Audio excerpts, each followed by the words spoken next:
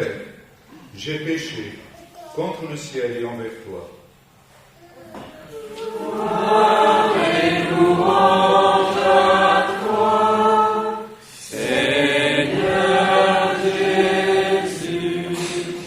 Le Seigneur soit avec vous. Et avec votre esprit. Évangile de Jésus-Christ, selon saint Luc. Gloire à toi, Seigneur. En ce temps-là, les pécheurs et les publicains venaient tous à Jésus pour l'écouter. Les pharisiens et les scribes récriminaient contre lui. Cet homme fait bon accueil aux pécheurs et il mange avec eux. Alors Jésus leur dit cette parabole. Un homme avait 2 fils.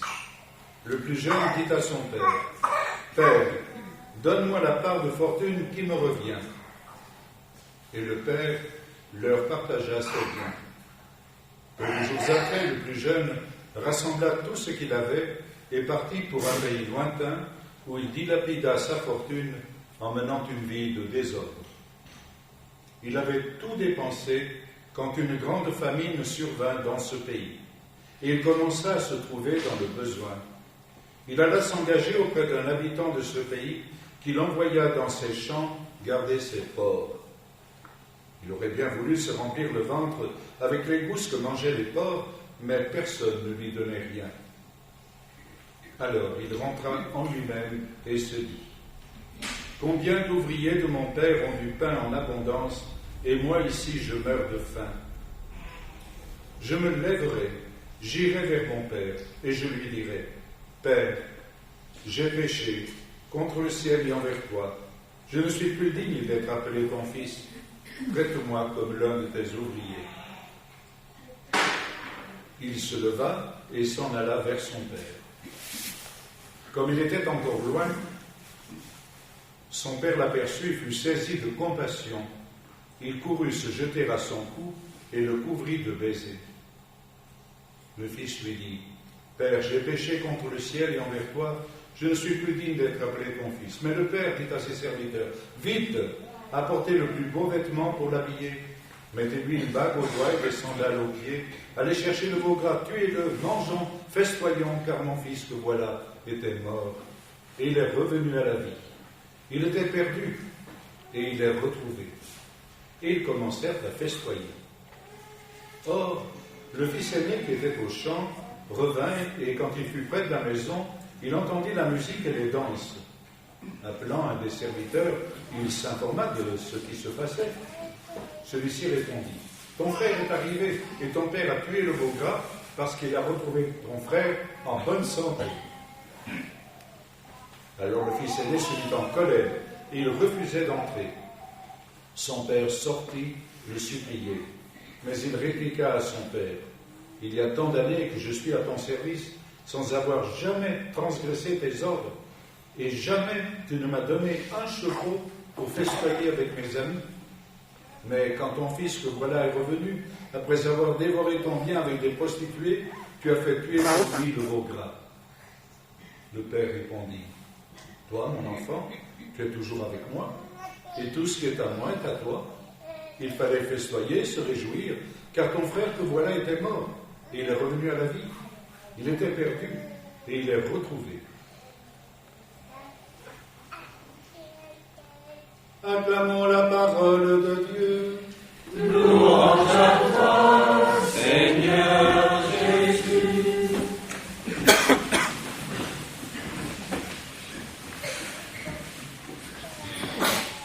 C'est dommage, hein? C'est vraiment dommage. On n'était pas là quand Jésus a dit cela. Mais il aurait fallu voir Jésus.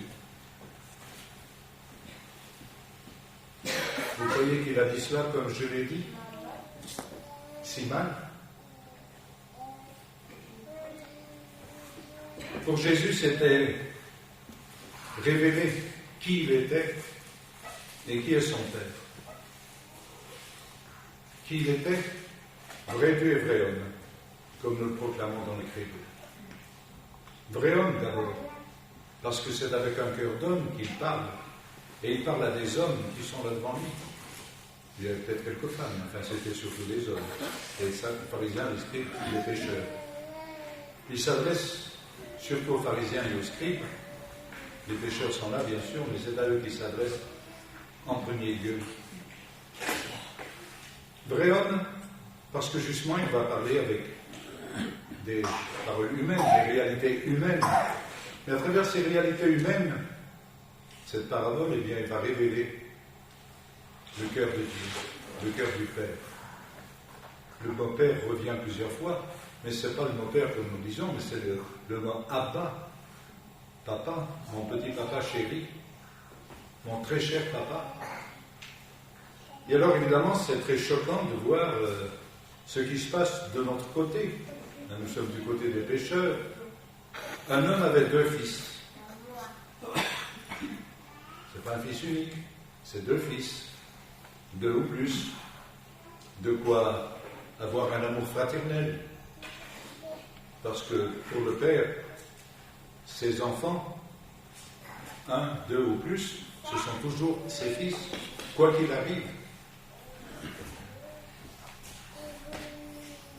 Père, donne-moi la part de fortune qui me revient. C'est terrible d'entendre cette chose-là. Vous vous rendez compte si vous qui êtes mariés, qui avez des grands-enfants, dites « J'aimerais ma part d'héritage ». Ça veut dire pour moi, papa, tu es mort. Parce que l'héritage, c'est après la mort. Donne-moi la part qui me revient, parce que je vais faire bande à part. Je pars. Il part. Et il part très loin. Et le Père leur partagea ses biens. Partage. Il ne demande pas d'explication, il ne donne pas de conseils, il leur partage ses biens. Il les laisse libres, l'un et l'autre, de faire ce qu'ils veulent avec les biens qu'il leur partage. La suite de l'histoire, le jeune s'en va, il n'a plus rien et c'est quand il est au fond du trou qu'il veut en sortir.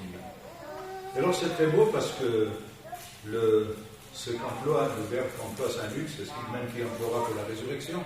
Il se leva.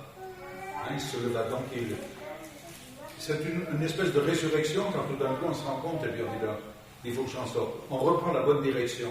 Il était parti loin et maintenant il revient vers son Père. Il se leva. Je me lèverai. Il se leva et s'en alla vers son Père. Mais c'est là que tout commence. C'est là le cœur de cette parabole. Comme il était encore loin, son père l'aperçut. Il était encore loin. Son père l'aperçut. Est-ce par hasard? Tiens, il était sorti dans la campagne et tout d'un coup il voit. D'abord, il était loin. Avec quels yeux il voit? Avec les yeux d'un père qui attend son fils, qui ne sait pas quand il reviendra, mais toujours il l'attend, tous les jours, et à toutes les heures il l'attend. Il sait qu'il reviendra. Ainsi, le Père pour chacun d'entre nous, nous qui sommes ici, et ceux qui ne sont pas ici, ceux qui ne savent pas encore que le Père les attend, mais le Père les attend, le Père attend chacun. Le Père attend chacun. Et il regarde. Un petit signe. Et voilà. Et qu'est-ce qu'il fait? D'abord, il est saisi de compassion. C'est trop faible, ce verbe, ce mot. Il est saisi aux entrailles. Et là, c'est peut-être les femmes qui comprennent le mieux, qui ont porté dans leurs entrailles leur enfant. Bien, c'est ça. C'est la dimension maternelle même de Dieu, qui se sent remis au plus profond du même. C'est mon enfant. C'est mon fils, celui à qui j'ai donné la vie et à qui je veux redonner vie. Il courut se jeter à son cou. Vous vous rendez compte? Je ne sais pas l'âge qu'il avait, le père en question, mais courir, puis en général, il n'était pas en jeans ou en short. Courir. Il courut se jeter à son cou. Il se jette à son cou. Il lui tombe dessus, pratiquement, il tombe dessus. L'autre marchait péniblement et le couvrit de baisers. Et alors, le fils essaye de dire la petite phrase qu'il avait préparée. Mais le Père, ça ne l'intéresse pas. C'est pas ton problème, c'est plus ton problème. Vite! Apportez le plus beau vêtement pour l'habiller. C'était le vêtement qu'on donnait à un autre donneur, un autre de marque lorsqu'il venait. On lui mettait le plus beau vêtement qu'on avait. La bague au doigt, c'était la bague pour sceller les contrats. Donc il est restitué dans sa dimension de fils et d'héritier. Il a tout l'héritage. L'héritage qu'il a dilapidé, peu importe, mais l'héritage. Il retrouve toute sa dignité de Christ. Et ensuite on fait la fête. Pourquoi? Parce que mon fils était mort, il est revenu à la vie. Il était perdu, il est retrouvé. Je ne sais pas, nous ou vous, les papas, les mamans, un fils, une fille fait une fugue, où il y a des tensions, il y a des séparations, des éloignements, il y a des choses qui n'ont pas marché, et puis tout d'un coup, voilà que le fils ou la fille revient. Est-ce qu'on a le même empressement? Est-ce que nous avons le même empressement pour l'accueillir? Ou est-ce que d'abord on dit, bon, je savais que tu allais revenir, mais quand même, tu as mis du temps pour revenir, hein? Qu'est-ce que tu as fait pendant tout ce temps-là? Et tu crois que moi j'avais pas mal au cœur? Ou alors peut-être d'autres disent, attends, tu m'as fait attendre, maintenant attends, je suis occupé, reviens demain, un autre jour, enfin je ne sais pas comment nous faisons. Mais voilà, ce Père-là, le Père que Jésus révèle, qui est son Père, le Père miséricordieux, bien voit. Il nous attend, il a remis au plus profond de lui-même, il a une telle joie qu'il veut que tout le monde en profite, que tout le monde fasse la fête. Il commençait à festoyer. Et alors il y a l'autre, le fils aîné qui, comme d'habitude, il est à son travail, il fait ce qu'il a à faire, il est attentif à ses tâches, il gère bien la propriété, et il revient parce que c'est l'heure du repas, et voilà. Et quel est son étonnement? Il se met en colère, commence à murmurer. Au lieu de s'unir à la joie de son père, non. Et le père doit encore sortir. Il est sorti à la rencontre du cadet, il doit sortir aussi à la rencontre de l'aîné.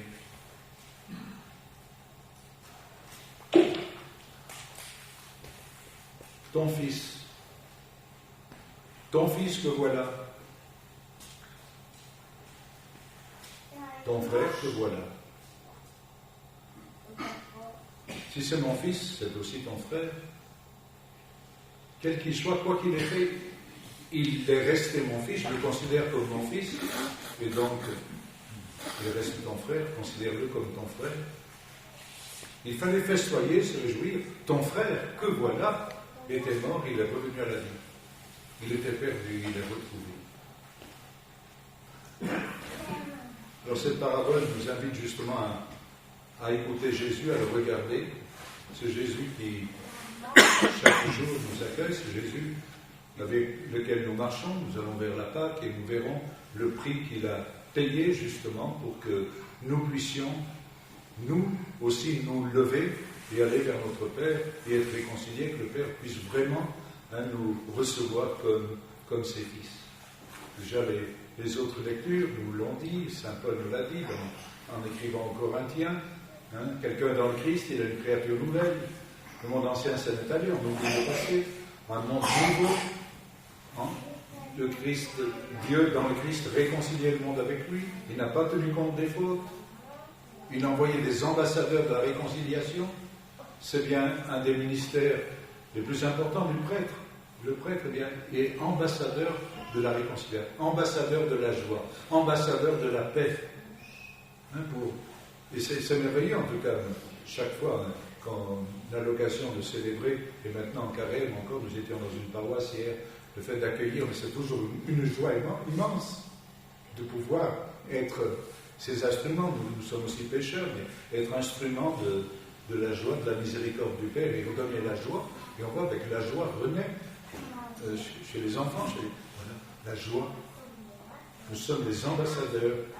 Par nous, c'est Dieu lui-même qui lance un appel. Laissez-vous réconcilier avec Dieu. Celui qui n'a pas connu le péché, le Christ, Dieu l'a identifié, l'a pris sur lui notre péché, afin qu'en lui nous devenions justes, la justice même de Dieu. Et alors la joie aussi des fils d'Israël, qui après cette longue marche dans le désert, arrivent enfin en terre promise. Ils arrivent enfin, ils peuvent célébrer leur fête nationale de la Pâque, c'est pas encore là, mais ils peuvent célébrer, et avec des produits de la terre. Ils ne sont plus dépendants de la main du ciel, ils ont déjà cultivé quelque chose, ils sont dans la terre promise, voilà. La joie de nous retrouver chez nous, nous retrouver de pouvoir célébrer, de pouvoir rendre grâce à Dieu. Eh bien, c'est aussi ce que nous célébrons à chaque Eucharistie, le Christ qui vient se donner à nous dans sa parole, qui vient aussi s'offrir à nous, que nous puissions communier, que nous puissions le recevoir et que nous puissions surtout être des témoins de la joie du Christ, la joie d'être réconciliés et que jamais il nous arrive de murmurer parce que d'autres dont nous ne croyons pas qu'ils puissent être un jour réconciliés, bien sont réconciliés. Réjouissons-nous des conversions qui ont lieu dans le monde et travaillons notre propre conversion et accueillons tous ceux qui, par un long chemin, des fois douloureux, pénible, eh bien, reviennent à la maison du Père et reviennent constituer la grande famille que nous voulons tous être. Le Seigneur soit avec vous.